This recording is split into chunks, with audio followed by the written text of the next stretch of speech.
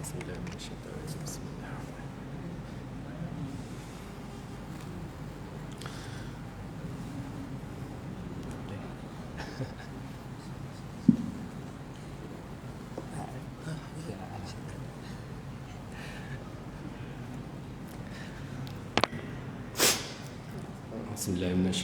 Bismillahirrahmanirrahim.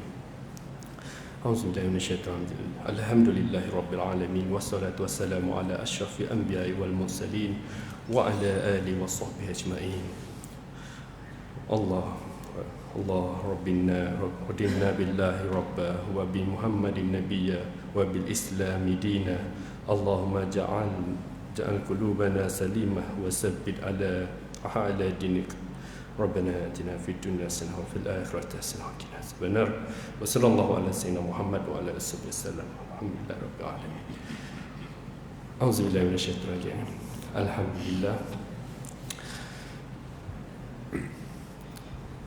Kita selawat sikit boleh tak? Boleh eh? Sebab saya biasa kalau mula apa-apa mana-mana saya mulakan dengan selawat. Semoga selawat tu memberi keberkatan lah kepada kita. Auzubillah. Allahumma salli ala sayyidina Muhammad. Allahumma salli ala sayyidina Muhammad. Allahumma salli ala sayyidina Muhammad. Semoga dengan bacaan selawat tadi, kata guru kami, semoga dengan bacaan selawat tadi memberi rahmat dan berkat kepada kita semua yang hadir dalam majlis ilmu. Kata guru kami lagi, sesungguhnya sesiapa yang berada dalam majlis-majlis ilmu, iaitu taman-taman syurga, insya-Allah dia akan berada di syurga kelak, insya-Allah. Amin ya rabbal alamin. Jadi ni pertama kali lah saya mari sini. Jadi saya pernah mari dah, pernah mari dengar je lah, duduk-duduk gitu lah. Tapi untuk duduk di depan ni pertama kali. Jadi first kecap masalah dah. Okey, pertama sekali saya perkenalkan diri, saya Muhammad Hafizul bin Rahman. Muda lah, 29 tahun, dah masuk 30 dah. Okey. Jadi Allahumma salli ala Muhammad. Kata guru kami, ini 30 ni bila masuk umur 30 bukan muda dah. Sebab kita umat Nabi Muhammad sallallahu alaihi wasallam ni hanya 60 lebih je. Maknanya kata kalau 30 ni dah separuh dah. Siapa yang berumur, kata guru kami lagi, siapa yang berumur lebih pada 60 lebih tu 70, 80 tu kira bonus dah. Bonus. Mana kata kalau kita kerja bohong hari, ni bonus untuk Allah. Maka bila dapat bonus tu kita buat apa? Kebiasaannya uruf lah. Kebiasaan kita akan buat kebaikan. Kita guna untuk belanja keluarga, pergi jalan, beli hadiah gini-gini. Betul tak? Bonus kan? Pergi cuti. Mana samalah dengan hidup kita. Kata Imam Al-Ghazali, umurmu adalah modalmu. Modal ni apa? Bila kita dapat umur yang lebih, maka amal kita lagi banyak. Lagi perbanyakkan amal kita. Sesungguhnya orang yang baik amalnya, orang yang panjang umurnya adalah orang yang baik amalnya. Gitu. Jadi Allahumma salli ala, itulah atas mukadimah dia. Jadi yang dihormati pengurusi masjid, timbalan pengurusi masjid, setiausaha, bendahari, Tok Imam, Tok Bilal, Tok Siok,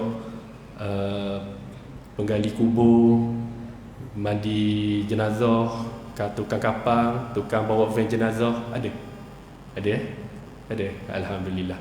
Okey, tok guru, wali-wali, ayah-ayah, mak-mak yang saya hormati, yang tak mampu saya nak sebut setiap orang. Assalamualaikum warahmatullahi wabarakatuh. Waalaikumsalam.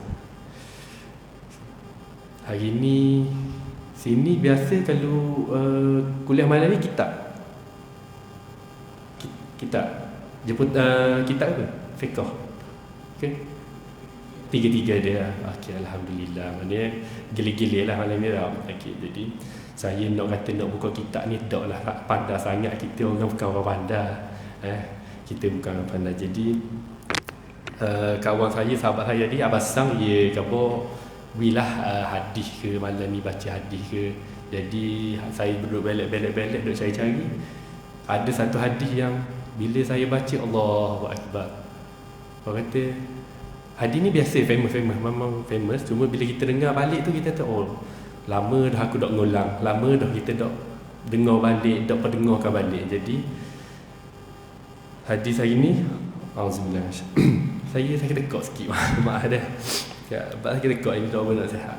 Jadi ala wa inna fil jasadi muddarat iza salhata salhala jasadu kullu wa iza fasada jasadu kullu ala wa hiya al-qalb. Ketahuilah sesungguhnya di dalam jasad itu ada segumpal daging. Jika ia baik maka baiklah seluruh jasad, jika ia rosak maka rosaklah seluruh jasad. Ketahuilah ia adalah hati. Jadi bila kabar pasal hati ni, saya guru saya banyak kepada orang kata guru yang tasawuf lah. Guru saya banyak pada mendidik saya. Dia kata kita dalam hidup ni, perjalanan dalam hidup kita berjalan menuju kematian. Kita beribadat bukan untuk orang kata oh aku baik, aku benda ni wajib. Yes, orang kata oh kita mayang, buat pun mayang sebab wajib. Sedangkan kata guru kami, wajib itu adalah syarat dia. Tapi kita solat, kita mayang, kita baca Al-Quran, kita ngaji, kita nuntut ilmu. Ni untuk apa? Kata guru kami, ini adalah perjalanan menuju kematian. Kita hidup ni bukan kata oh bukan nak kumpul harta. Sebab apa? Zaman sekarang kata ulama zaman sekarang ni zaman orang di mana mencintai dunia, hubbud dunia. Zaman kalau kita muat ke apa? Oh, aku nak tengok like, aku nak tengok like banyak. Oh, kita buat apa-apa? Oh, kita share apa-apa? Oh, aku share hadiah hari ni tak ada orang like. Malah aku delete amalah. Jadi kita nak perhatian. Perhatian tu yang buatkan kita rasa macam tak cukup. Kata guru kami tak cukup. Sebab dunia memang kita takkan rasa cukup. Kita dah minta je, oh aku hari ni aku dapat like 1000 hari ni. Oh, aku nak buat like, nak buat TikTok pula, buat video pula. Buat apa? Oh, aku nak naik like lagi, aku nak like 2000, aku nak like 3000. Allahu Akbar. Rugi. Kata guru kami sangat-sangat rugi. Sebab apa? Sebab kita hanya dapat sekadar tu lah dapat. Pahala tak ada. Ikhlas tu tak ada. Jadi ke akhirat nanti Allah akan bagi tahu. Pergilah dekat orang yang engkau nak perhatian daripada dia, nak pandangan daripada dia, minta pahala dengan dia. Boleh pergi tak? Kali pun fikir waktu Allahu Akbar. Kena betul mula hati kita. Jadi dalam hadis ni kata ada segumpal daging, kalau baik, baik, kalau buruk, buruk. Jadi sebab tu dalam Al-Quran kata illa ma atalaha biqalbis salim. Ya. Dalam Al-Quran sebut, Allah sebut balik. Dalam hadis ni, lepas tu Allah sebut balik, Allah balas balik, Allah kata melainkan mereka yang datang pada hari itu dengan hati yang bersih. Mana kata kita bila hati yang baik, hati yang bersih, pada hari akhirat kelak kita datang dengan hati yang bersih. Yang ni yang kita nak ni, hati yang bersih. Banyaklah kalau kata hati yang bersih ni, banyak sangat hadis, banyak sangat tok guru kita sampaikan. Tok guru kami memang ajar. Pernah ditanya masa tu. Guru kami dia cerita dia kata masa dia belajar dulu, ada seorang murid ni mari tanya guru dia. Dia kata, "Wahai guru, saya tobat dah. Saya mayang, saya ngaji, saya buat baik. Saya tobat dah. Taubat dah. Tapi apa saya rasa macam kita rasa macam kosong, tak puas, rasa macam Allah, apa Jadi kata guru tu, dia kata sebab apa nak tahu? Dia kata sebab taubat kau tu bukanlah taubat yang sesungguhnya taubat. Ada orang dia bertaubat, dia kata, oh, aku banyak doa buruk nama aku buruk dah tak apa, aku nak taubat. Dia taubat bukan kerana nak kepada Allah, tapi dia taubat kerana biar orang tengok aku baik. Dia nak pandangan. Sebab kata guru kami tu, dia kata lagi, dia cerita, kerana bertaubat ni adalah kembali kepada Allah, bukan kembali kepada pandangan manusia. Selagi mana kita merasakan, aku taubat, aku beramal, kita merasa, kita fikir apa orang fikir. Aku mayang laju sikit aku mayang sebab aku nak cepat. Contoh, kita nak cepat, aku nak mayang laju tapi kita tengok tepi ada orang, tak boleh mayang laju ada orang tengok. Situ hati kita. Saya ingat lagi pesan guru kami lagi, dia kata, kalau awak nak tengok, dia kata gini, kalau hang nak tengok ikhlas tak ikhlas hati tu, tengok macam mana kelajuan ataupun speed kita mayang masa dengan ada orang dengan tak ada orang. Sama ke tak? Kita mayang rumah. Bismillahirrahmanirrahim. Mungkin kita kalau kata masjid, kita baca Bismillahirrahmanirrahim, Alhamdulillahirrabbilalamin kat masjid. Tapi kalau kat rumah ada kita baca Bismillahirrahmanirrahim, Alhamdulillahirabbilalamin, Ar-Rahman. Nampak tak? Sebab apa? Tak ada orang tengok. Jadi kita cakap tak apa, tak ada orang tengok. Sedangkan kita buat tu bukan kerana Allah. Jadi kita buat tu, tak apa, ada orang, aku selalu. Tak ada orang, tak apa, tak ada orang, aku nak sujud, nak rokok laju mana, nak berhenti tamak ninah, nak ke apa, nak duduk atas sujud lama mana.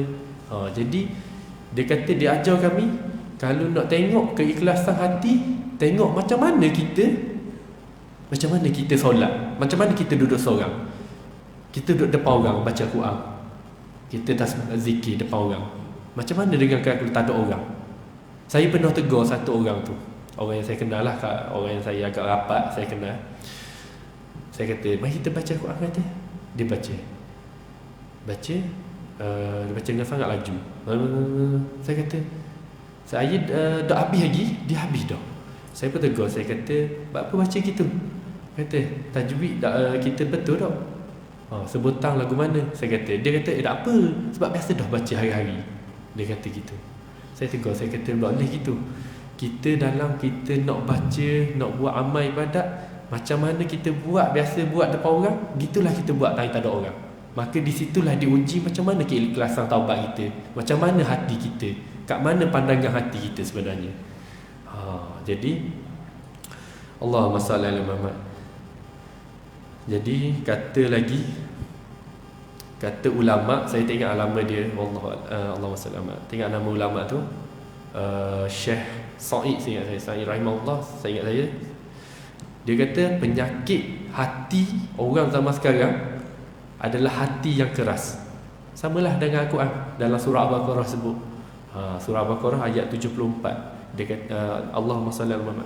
Allah beritahu, summa qasat qulub. Mana kata hati kamu menjadi keras.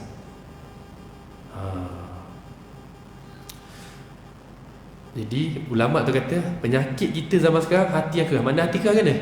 Tak boleh tegur. Tegur sikit, mau pergi. Itu aku ni aku ni lagi pakat tinggi padamu. Mana hati yang tegur, hati yang keras. Bila tegur, kata, seingat saya pernah saya dapat ada satu, saya pernah baca dulu.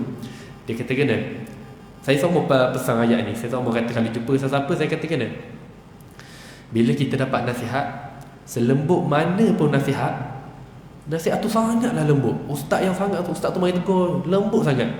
Selembut mana nasihat yang kita dapat, tapi hati kita rasa, sakit je, ni kata kat aku dia ni, mana kita terasa nasihat itu keras, maka ketahuilah sesungguhnya adanya titik-titik hitam dalam hati itu. Allah. Pernah tak? Saya sendiri, saya kata bukan ayah-ayah lah, bukan ayah-ayah, bukan mak-mak, bukan adik-adik, saya sendiri pun kadang-kadang kawan-kawan kita berkawan. Kita berkawan, kita bermain, kita lepak, makan, minum. Ada juga kawan-kawan tegur kadang, buat apa gitu janganlah gini, jangan cakap kuat, kena makan. Mana kita Rasa kot dalam hati kita tu, oh lah, aku lepok pun kena makan, apa nak marah aku, apa nak tegur-tegur gini. Padahal dia khabar suruh jaga adab. Tu je.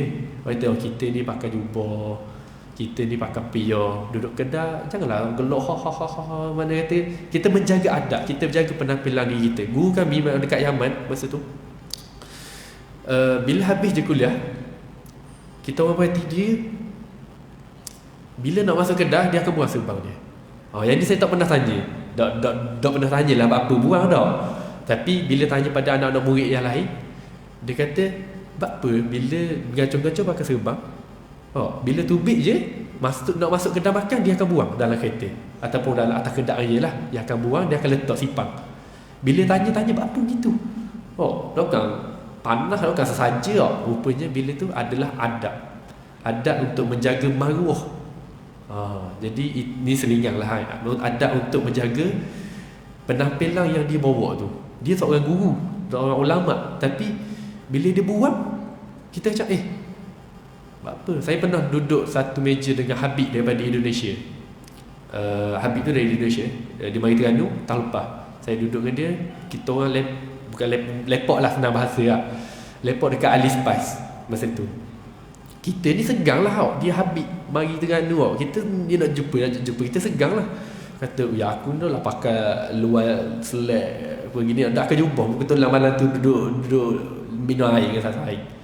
Kita pergi tengok mana dia ni. Kita memang dalam otak kita cari Habib, cari pakai serban lah Pakai serban ke pakai jubah dia tu macam kat Yaman, kat Tari Kita kata, mana pun kawan saya tu akak laga. Pakai jaket biasa, kapiah ke jaket duduk minum air kat Mamat, kat Ali Spice. Saya ingat lagi. Saya tak apa Habib ni? Pakai jaket seluar, relax, pakai jaket akan luar, kapiah gitu. Dia lepas anak murid dua orang yang bawa daripada Indonesia masa tu. Saya kata, saya dalam hati kita cakap, betul ke Habib ni Sebabnya kita biasa tengok kat social media, Habib macam Habib Umar, Habib Salim, Habib yang hebat kan, Habib Jufri semua tau. Kita tu uish. Jadi bila duk buat masa duk buat tu lah kita nampak keilmuan dia. Kata, ni rupanya ilmu dia. Maknanya adab dia, bila dia duduk dekat tempat terbuka, dia tak bawa, bukan tak bawa, maknanya kata dia menjaga adab supaya orang tak kata, mana ni pakai serban, apa cakap gini, mana pakai serban. Masa tu pukul 1 pagi. Masa tu pukul 1 pagi duduk lepak dia. Pukul 1 pagi dia baru habis ngajar. Pukul 1 pagi dia baru habis maulid, ingat saya masa tu. Jadi saya kata, bila saya faham balik, bila benda tu berulang berlaku depan kita faham, rupanya adab yang dia nak jaga adalah adab pakaian tu sendiri. Dia bukan nak kata, aku walaupun aku Habib, aku nak kena pakai serban 24 jam. Aku ustaz, aku nak kena pakai jubah 24 jam. Aku tak. Mana ada tempat untuk menjaga maruah, ada cara pemakaian dia. Ini selinganglah untuk adab sikit ya. Okay? Jadi balik pada tadi, cara mana hati yang keras. Kalau nak kata hati keras ni, selain nak boleh terima nasihat, ini kata guru kami Ustaz Ahmad Riza Al-Ghazali, dia ada ini dia ada dekat surah Al-Hikmah. Kali kurang malam ni saya nak jumpa je. Tapi kawan saya call lah, saya ambil jugalah. Okey, kata guru kami Ustaz Ahmad Riza, dia kata, kalau nak tahu hati kita ni keras tak keras, dia kata, kalau nak tahu hati hang keras ke tak, dia kata, boleh tak hang solat, hang mengaji, hang menangis? Dia tanya kita orang, dia tanya, bila kali tak akhir hang menangis? Dia kata. Bila saya ingat balik, saya kata, ya Allah, saya kata, tak tahu bila kali tak akhir menangis. Kita ngaji, kita solat, berapa kali tak akhir kita nangis, kita istighfar. Ini pengalaman saya lah dulu, pengalaman saya diri. Untuk saya dapat tahap saya nangis, ambil masa lama, setahun 2 tahun lebih lah, saya ingat berapa lama. Saya latih diri saya untuk istighfar sebanyak 2000 kali sehari. Lepas lama tu baru saya boleh menangis. Saya kata kerahnya hati kita, kerahnya, okey contoh, kereta kita hilang ataupun orang yang kita sayang tak ada. Saya pernah nangis, arwah guru saya meninggal awal tahun itu. Itulah kali saya tak tahu lah, itulah tangisan saya hak betul-betul tangis. Saya duduk kerja kawan family saya WhatsApp. Dia kata, abang ayah teh sakit nazak, duduk dalam hospital Terengganu, dia melawat. Saya kata, oh boleh lah, tak apa nak pergi melawat esok. Saya kata, insya-Allah pergi melawat esok. Sebab dia memang umur 80-90 dah, nazak. Jadi saya pun buat datang kerja biasa. Esok pergi kerja, saya masuk kerja pukul 9, pukul 8 lebih tu dia WhatsApp, mak saya WhatsApp pula, abang saya WhatsApp pula. Dia kata, abang, ayah teh tak ada dah. Saya masa tu, saya tengok kat tempat kerja, kawan-kawan saya tengok, buat menangis. Saya kata, saya menangis bukan sebab guru saya meninggal, tapi sebab kerahnya hati saya dok kita tengok dia masa saat akhir dia. Saya kata sebagai seorang murid yang saya duduk dengan dia ajar saya daripada saya umur 7 tahun sampailah saya besar belas tahun, saat akhir dia saya tak duduk dengan dia. Saya duduk kita tengok. Itulah kesilapan yang bila saya ingat Allahu Akbar. Mana hormat kita kepada guru? Mana hormat saya kepada dia, kepada arwah ayah teh saya? Saya kata tak duduk. Saya tengok tempat kerja lagi, tengok baca. Tempat kerja saya ni setiap pagi kita orang ada orang panggil tazkirah pagi. Hadis yang itu saya baca pula memang berkaitan perkara gaib, kehidupan selepas mati. Saya baca hadis tu sambil saya nangis. Budak-budak kerja tengok, sebab saya tak pernah nangis depan orang. Saya tak pernah nangis tempat kerja. Sebab dia orang tahu saya tempat kerja, oh, dia ni jenis happy je, tak ada masalah. Oh, gitu. Jadi saya nangis. Lepas tu Abang tanya, buat apa Saya kata, Tok Guru saya meninggal. Abang kata, tak apa, ambil lah cuti. Accountant kata, ambil lah cuti, pergi. Saya kata, tak apalah. Sebab kata apa? Sebab kita terasa hati dengan diri kita. Kita kata, ya Allah, buat apa aku nak pergi jumpa Tok Guru aku? Nazak, kita tahu dia nazak. Dia banyak kali dah nazak. Cuma hari tu, hari terakhir dia tu dia memang keluar masuk hospital semua. Jadi saya kata, Allahu Akbar. Bila kita ingat balik, bila barang kita rosak, kereta kita kena langgar, hilang, orang kesayangan kita hilang, kita boleh nangis. Guru kami kata, Ustaz Maizan kata, apa kita boleh nangis? Orang kita sayang, bini kita, bini nombor 1, nombor 2, nombor 3 meninggal. Kan ada, siapa ada bini 3 sini? Ada tak? Ayah. Ayah ke bini seorang Melaka? Okey. Jadi anak kita meninggal, kucing kita meninggal. Lain ni ramai. Oh, kucing kena langgar, letak dalam Facebook, kucing saya tak ada. Menangis. Kita boleh menangis untuk makhluk, apa kita tak boleh nak menangis kepada pencipta kita? Ayat Ustaz guru saya ni memang buatkan saya sampai hari ni saya ingat. Saya kata, kalau aku tak boleh menangis, aku boleh menangis untuk makhluk, apa aku tak boleh menangis untuk pencipta? Itulah buatkan saya rasa macam, oh, kerah rupanya hati aku. Ini diri saya lah, ini pengalaman diri saya. Sebab saya bukan orang baik, saya pun bukan orang pandai, saya orang bodoh je. Okay? Saya bukan orang pandai.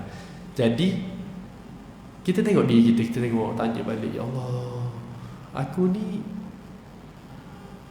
hati kerah ke? Aku ni termasuk dalam golongan yang dalam Quran ni ke? Dalam surah Al-Baqarah ni kan Allah sebut. Oh, kalau kita termasuk dalam surah ni, dalam orang yang disebut ni, Allah Akbar, jauh lagi lah perjalanan kita. Jauh sangat. Okey.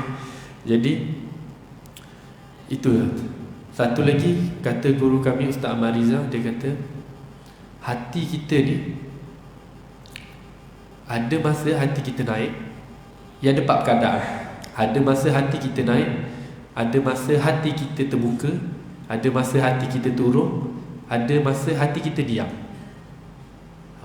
Saya kata, boleh saya dengar tu saya macam, oh, terbuka, diam. Hati kat sini, Ustaz Mizan kata dia bagi penerangan panjang, penerangan syarah dia panjang, tapi saya singkatkan lah, saya pendek-pendek sebab dia sini pun 8:40 lebih. Dia kata, bila masa kita nak tahu tanda hati kita ni tengah naik. Pernah tak kita duduk saja tak? Aku duduk saja ni, nak zikir lah. Aku nak zikir 100 kali, aku nak selawat 100 kali, aku nak baca Quran lah. Itulah tanda hati tu. Hati kita masa tu tengah naik. Sebab apa? Hati kita tengah nak taat kepada perintah Allah. Iman kita tengah naik. Itu yang pertama. Yang kedua, hati itu sedang terbuka. Terbuka ni mana kata kena? Dia menerima apa? Dia reda je dengan Allah. Apa jadi? Orang bawa kereta, pam, kena langgar. Jadi tubik kereta tak ada mama. Allah Akbar, kena langgar. Betul? Okey pak. Okey. Mana kata terbuka, dia reda dengan apa jadi. Tubik masjid, contoh, tubik masjid motor tak ada. Kalau saya lah, saya pernah lah motor hilang masa tu. Bukan sekali, 3 kali motor hilang. 3 kali. Rasa nak marah diri pun ada, nak marah orang pun ada. Tubik-tubik bilik sewa, motor hilang. Ya Allah, masa tu mana cari tanya orang ni, Pok nampak tak motor saya, Pok, malang saya pakai sini, Pok. Pergi pun duk ambil motor aku sakit hati. Kita nak marah je. Gigi Pok Polis. Dah lah nak gigi Pok Polis, kena jalan kaki pula. Duit tak ada, nak ada Grab. Motor tu ya, gigi Pok Polis, jalan kaki pula. Sampai bala Polis pula. Tak apa. Okey, naik Pok lagi. Kita gitu kita berasa Allah boleh apa cara motor aku hilang kata. Telefon kalau masa tu saya duduk Kuantan. Telefon kita panggil Kuantan MBKT APK, Majlis Pemandangan Kuantan. Ada dok mari ambil motor saya. Kok ada aku motor saya ke? Nombor plate apa? Tak ada, kita tak ada buat operasi motor. Sebab motor tu saya parking atas bahu bangunan. Mana tempat lalu orang tak boleh parking sepatutnya. Kena sama-sama. Tapi saya ingat akak aku tu. Ya tak ada akak, tak ada, kita tak ada operasi. Masa tu dalam hati, ya Allah, apa aku dalam motor ni saja aku ada. Aku nak pergi kerja, aku nak pergi makan, aku nak. Jadi Bapa kata dalam hati kita tu kita rasa macam bapa benda ni penting. Benda ni penting ke? Tak.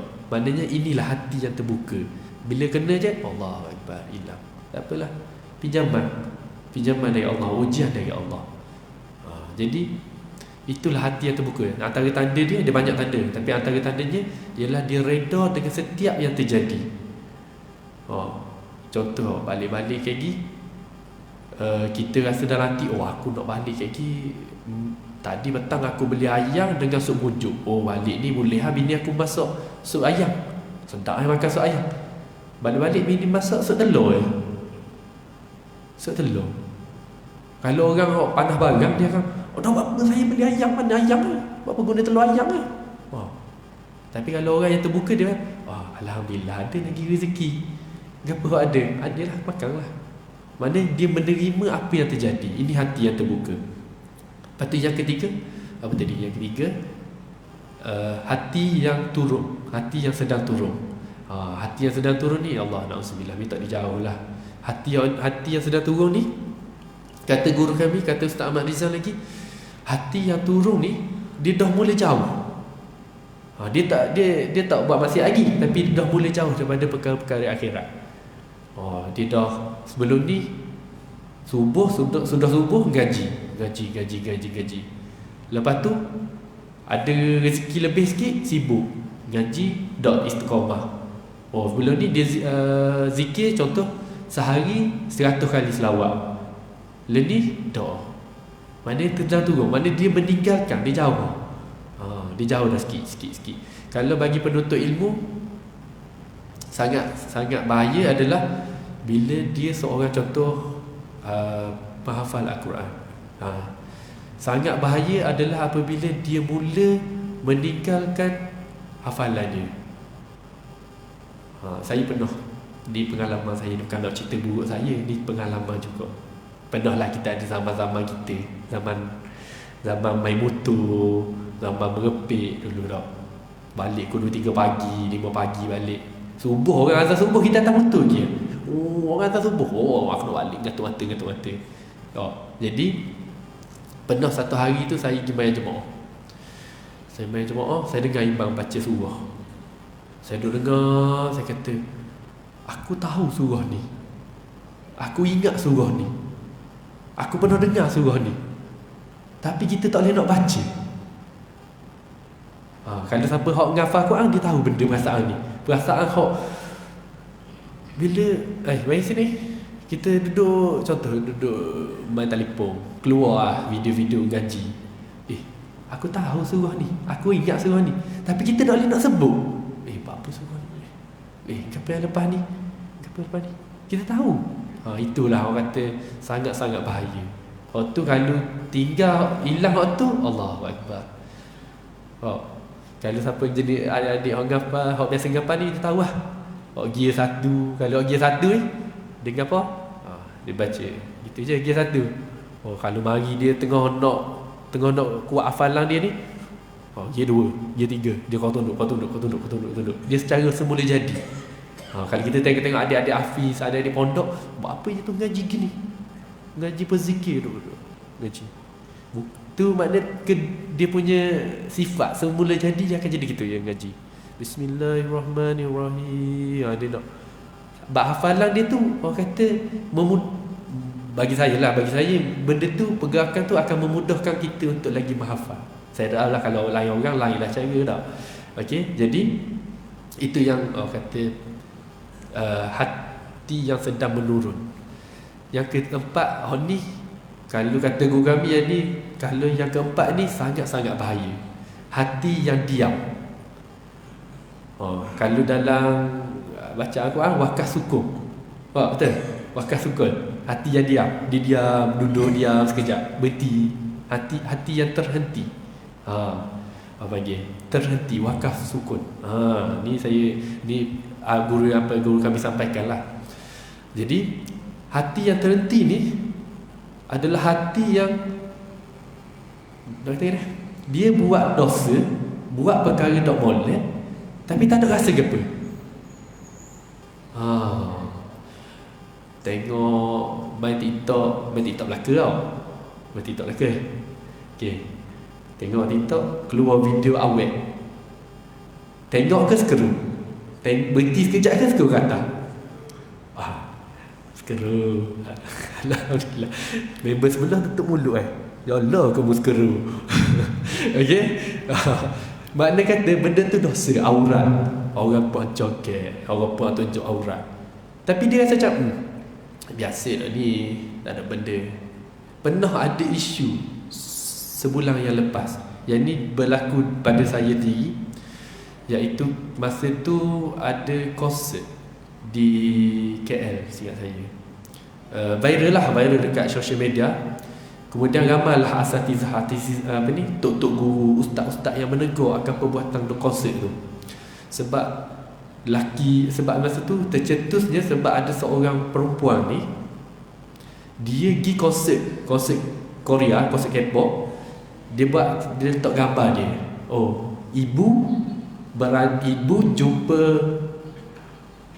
artis. Ibu jumpa Korea, gitu, artis Korea dia kata. Ibu jumpa artis Korea, ayah jaga anak di rumah.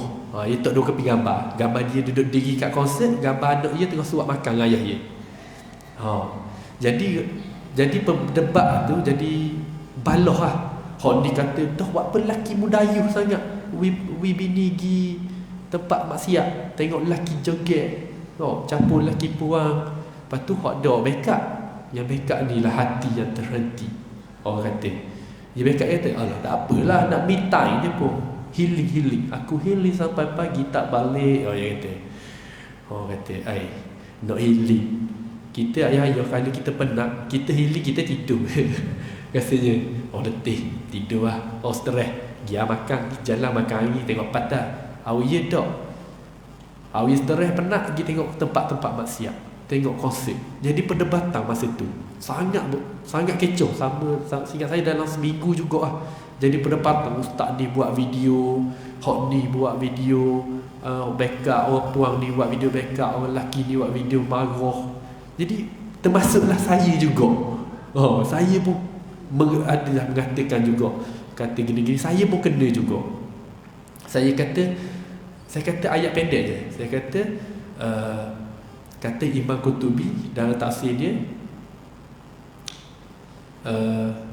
redha dengan maksiat adalah maksiat. Saya kata gitu je.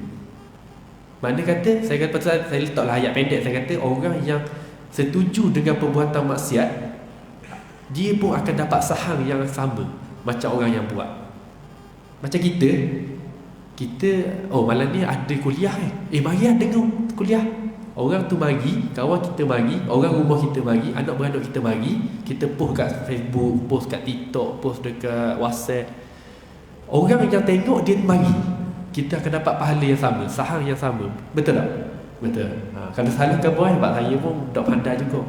Jadi saya pun khabar, dosa yang orang tu buat, kita akan dapat dosa yang sama. Saya kata gitu. Saya tak kata banyak. Tahu tak saya kena apa? Dia kata kan, kalau you komen mula saya, dia kata, diamlah mu terpaling acah terpaling alim, dia kata. Saya kata, adakah dengan menasihati ataupun mencegah suatu maksiat itu kita dikira alim?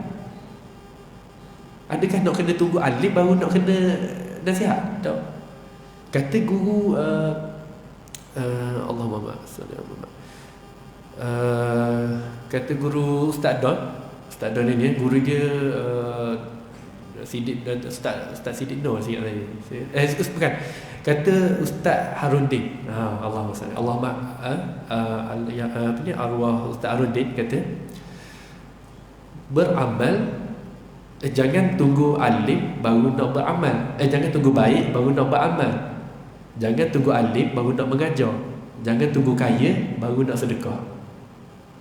Orang kita ni mu nak contoh nak bagi nasihat, mu pun kaki nombor ekor nak nasihat aku. Pernah tak kena? Saya pernah kena. Jadi bila dalam dakwah, saya pernah join satu tabligh dekat Kedah masa tu. Dia cerita kat saya, dia kata dia pergi gas. Dia bagi gas ni makna pergi ke rumah orang. Dia bagi salam, Assalamualaikum. Dah keluar lagi, Assalamualaikum. Keluar moci. Dia keluar dengan apa? Dengan parang. Dengan parang. Dia bawa parang, dia kata, mu nak benda? Kalau mu nak bagi nasihat macam-macam, nak ayah balik. Dia bawa parang. Lepas tu itu. Lepas tu geng kita beli ni pun yang tu cakap, tak apalah, kita pergi rumah sebelah. Lepas tu esok dia bagi pula. Esok Assalamualaikum.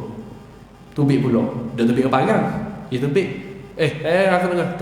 Aku tak nak dengar. Balik. Pum. Dia ludah atas muka. Yang bagi salam. Yang geng kita beli, yang kita orang tu. Jadi dia tutup itu. Kalau kita kena gitu, marah dah.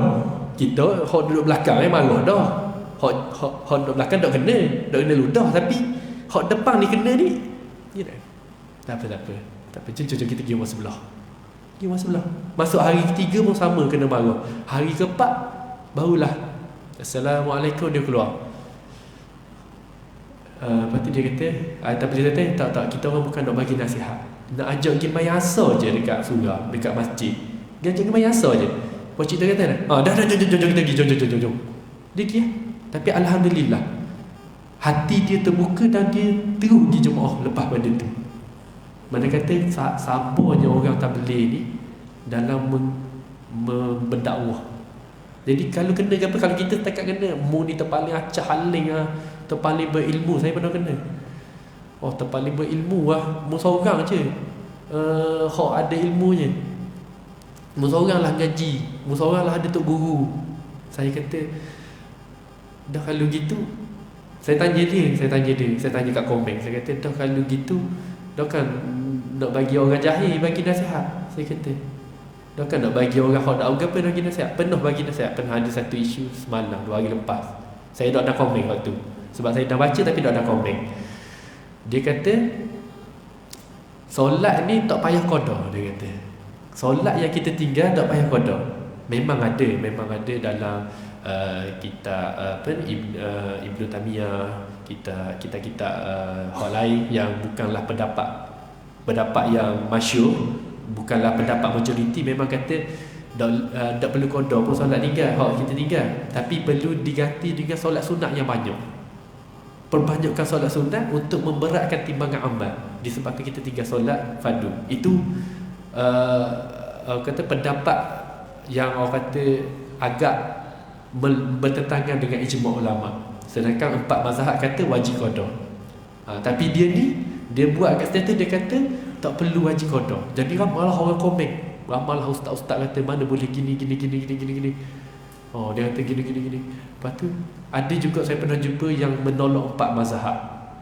Baru je petang tadi saya duduk membaca, dia kata kena ni minta dijauhkan lah. Kita kalau ada dalam fikiran kita ataupun hati kita terfikir, minta jauh. Dia kata kena, saya hanya ikut Al-Quran dan hadis saja. Saya ikut apa yang Rasulullah bawa je. Dia kata mazhab saya tolak, dia kata. Sampai tahap gitu. Saya kata, dah kalau gitu awak bayar zakat pakai duit ke pakai makanan ruji? Saya tanya. Kalau awak baca Quran pakai mushaf ke? Pakai baris? Pakai harakah? Senyap dia. Sebab apa? Kalau siapa yang belajar sejarah Al-Quran pada zaman dulu, zaman Nabi tak ada titik. Tak ada titik, tak ada baris. Dia hanya huruf saja. Kalau kita nak baca kena jawi pun terbalik. Kata guru kita kan, jawi mu pun terbalik. Mu nak baca mushaf tak ada baris, mu jawi nama terbalik je tu. Kata kita orang dulu lah, dia katakan anak murid dia lah, bukan katakan orang lain. Dia katakan anak murid-murid dia. Jadi senyap.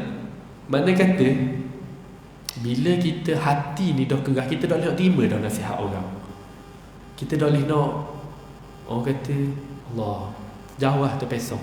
Ini sangat banyak. Saya pernah jumpa banyak sangat isu-isu yang dia mengeluarkan hukum fatwa hanya berdasarkan baca hadis. Baca hadis, baca ayat Quran dah cukup lah. Dia ada satu lagi golongan, iaitu ni tengah famous, golongan Al-Quran. Kita panggil dia disebut Quranis. Dia hanya ambil Al-Quran sahaja, dia tak ambil hadis. Dia kata hadis tu adalah kata-kata manusia. Dia kata Al-Quran ni je kata-kata Allah. Dia kata kalam Allah. Dia kata, saya tahu nak katakan dia. Sebabnya dekat kampung saya pun ada juga. Buat report dah, tapi tak tahulah apa tindakan. Dia tolak Al-Quran. Sembahyang Jumaat dah okey. Dia tolak Al-Quran, dia tolak hadis. Dia ambil Al-Quran sahaja. Dia kata, saya tak tahu nak katakan dia. Saya tengok, saya kata lalu depan rumah dia, kata tuang tokel besi buruk ke? Tokel besi buruk malam Jumaat, malam hujung minggu penuh kereta depan rumah dia. Saya kata saya tak tahu, kita lama dah balik kampung. Bila balik kampung kata, apa orang ramai depan rumah je kan? Lepas tu family saya kata, ni zikir, dia kata malam zikir. Saya kata zikir apa? Zikir geng-geng cerita gini-gini. Lepas tu saya kata, dah hadis nak ambil? Tak ambil. Aku ambil hadis je tolong. Saya tahu kan dia boleh jadi tok guru. Tak tahu kan orang boleh anggap dia sebagai tok guru. Saya tak faham. Saya sampai tahap satu hari tu saya rasa kata kena. Saya jarang balik kampung, tapi bila saya balik saya kata kena. Saya kata aku nak teragi rasa. Nak terang masuk, tapi tak lah, kita tak berani pergi lah. Ramai gitu. Jadi Allahumma salli ala Muhammad. Minta jauhlah daripada hati yang sedang, hati yang duduk diam. Minta jauh. Hati ni sangat lah, kalau bila hati yang dah duduk diam ni, antara dia adalah dia dah malas ibadat. Tak tahu beza mana baik, mana buruk. Pernah tak kita jumpa orang, dia tahu kalau aku buat kau ni betul ke tak? Kalau aku ambil duit ni, pernah tak kita jumpa, kita tengok orang tu, dia nak kata contoh dia jumpa duit. Saya pernah jumpa yang ambil duit, duit orang jatuh. Kalau kita mungkinlah kita tahu, ini tak baik duit orang. Mana kita letak lah, mana-mana dah, ni ada duit orang jatuh kat depan kedai tadi. Kalau ada orang cari, ni duit dia. Tapi saya pernah jumpa orang, Duit orang jatuh, oh rezeki jangan ditolak, masa poket. Saya kata mayang. Tapi barang orang ambil juga, nak kata gana. Jadi inilah hati yang terdiam. Baik pun dok, jahat pun dok, tapi tak tahu, keliru. Dia buat dosa pun tak ada rasa, kosong. Solat pun kosong, gaji Al-Quran pun kosong. Dia tengok aurat orang puan pun kosong. Tak sekepa tengok gaji mayang. Inilah orang kata tahap ni dah sangat-sangat rugi. Sebab kita nak kata mundur jadi orang yang baik pun tak, orang yang buruk pun tak. Nak kata buruk tu buruk lah juga, tapi kedudukan dia tu kita tak tahu nak katakan dia, tak tahu nak kategorikan dia. Jadi Allahumma salli ala Muhammad. Kata Imam Ghazali lagi dalam Ihya Ulumuddin, hati yang keras ialah tanda jauhnya daripada cahaya iman. Allahu Akbar. Cahaya iman kalau tak ada, dalam hadis kata di akhirat kelak, walaupun kita ada iman sebesar zarah pun, kita akan masuk syurga. Betul tak? Betul lah. Dan kalau kita tak ada cahaya iman, masuk syurga ke masuk neraka? Tanya balik, berbaki balik. InsyaAllah kita tak minta jauh, kita minta doa. Semoga orang kata dijauhkan daripada hati yang keras ni, hati yang orang kata hati yang terdiam, hati yang duduk diam sepak dan tak nak. Okey, jadi kata dalam hadis Nabi SAW ajar ada satu doa ni, kita minta amal doa ni untuk hati kita. Okay? Kalau kata doa dia ya muqallibal qulub sabbit qalbi ala dinik. Ini biasa dengar dah. Biasa kalau orang yang nuntut ilmu, dia biasalah. Sebab dia kata maksud dia, wahai zat yang membolak-balikkan hati, tetapkanlah hatiku di atas agamamu. Ini kita kena doa. Satu guru kami lagi, kata guru Ustaz Ahmad Izam, yang ni saya pegang lah, dalam solat, dalam doa, perbanyakkan doa Allahumma a'inni ala zikrika wa syukrika wa husni ibadati. Amal doa ni. Sebab bila kita hilang arwah, doa ni lah yang akan pandu kita balik. Doa ni lah yang akan bawa kita balik. Semua orang pernah hilang arwah. Saya pernah hilang arwah, ayah-ayah pernah hilang arwah masa muda, masa zaman kita darah, orang kata darah tengah tinggi ni, sangat-sangat Allahu Akbar. Okay, pernah hilang arwah. Jadi amalkan doa ni, tak banyak, tak panjang, tak orang kata Allahumma salli ala Muhammad, tak banyak, tapi pendek je doa dia, ya muqallibal qulub sabbit qalbi ala dinik.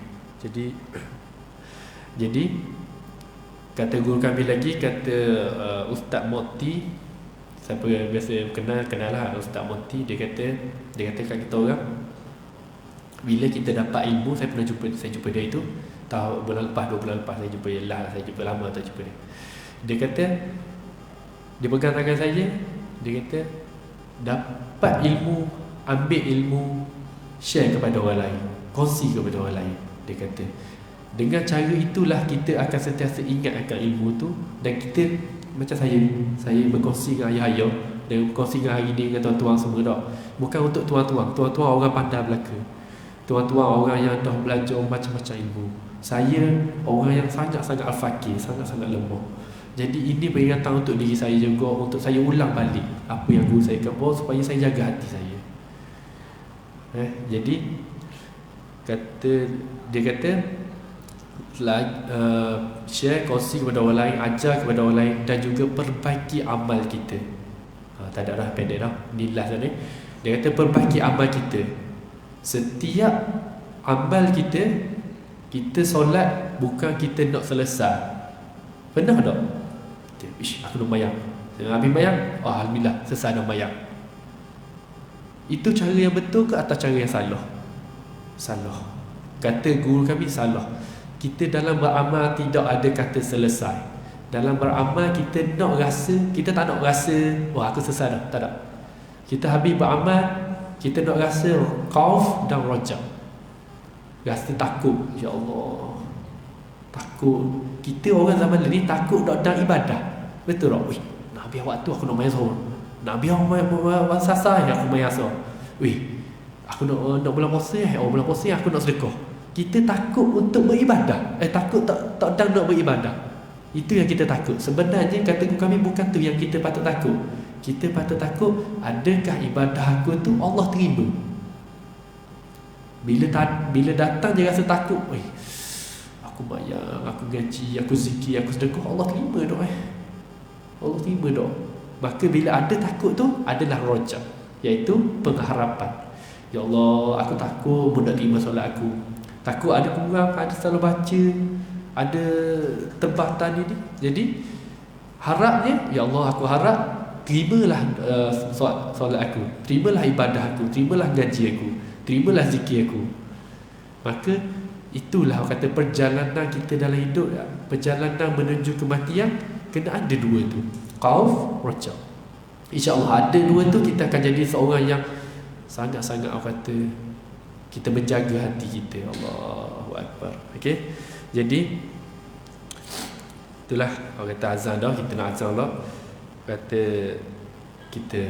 guru kami lagi yang kali tak akhir, sentiasa rasa diri kita dilekeh. Lekeh tahu lekeh? Orang kena sebut lekeh ke? Rasa komang tau. Saya komang. Mana komang kita rasa macam Allah, aku ni tak baik, aku ni kurang, mayang aku tak betul lagi, baca aku ada kurang. Tu kita nak. Kata guru kami sentiasa rasa, bukan kita mengendahkan diri kita tak, supaya kita tak meninggikan diri kita. Kita tak rasa aku baik, aku soleh, aku banyak ilmu, aku pandai, aku gaji sedap, aku kori. Tak. Sentiasa kata aku ni ada kurang, ada salah, lekeh orang kata. Jadi itu saja untuk malam ni. Kalau ada salah silap, itu semua dari saya, seorang yang kata banyak lagi saya nak kena belajar, banyak lagi kurang saya. Ayah-ayah, tok-tok, guru, wali-wali semua ni minta doakanlah untuk diri saya, semoga teguh dapat berkongsi ilmu, dapat orang kata menuntut ilmu yang baik semula, perbaiki diri kita semua apa semua. Okey, jadi auzubillahi minasyaitonirrajim. Bismillahirrahmanirrahim. Ya Allah, peliharakanlah hati kami daripada kesesatan. Lembutkanlah hati kami dengan zikir-zikir kepadamu, dengan mengingatimu, ya Allah. Ya Allah, bersihkanlah hati kami daripada sifat-sifat yang engkau benci, sifat tamak, cinta akan dunia, sifat meninggi diri dan sombong, ya Allah. Ya Allah, kami mohon kepadamu malam ini, ya Allah, engkau tetapkanlah hati-hati kami, hati keluarga kami, hati rakan-rakan kami, hati guru-guru kami, hati anak-anak kami di atas agamamu, ya Allah. Sesungguhnya engkaulah yang maha membolak-balikkan hati ini, ya Allah. Ya Allah, ya Rahman, ya Rahim, ya Zal Jalal wal Ikram. Hasbunallah wa ni'mal wakil, hasbunallah wa ni'mal wakil, hasbunallah wa ni'mal wakil. Rabbana atina fid dunya hasanah wa fil akhirati hasanah wa qina azabannar. Wa sallallahu ala sayyidina Muhammad wa ala alihi wa sahbihi wa sallam. Walhamdulillahi rabbil alamin.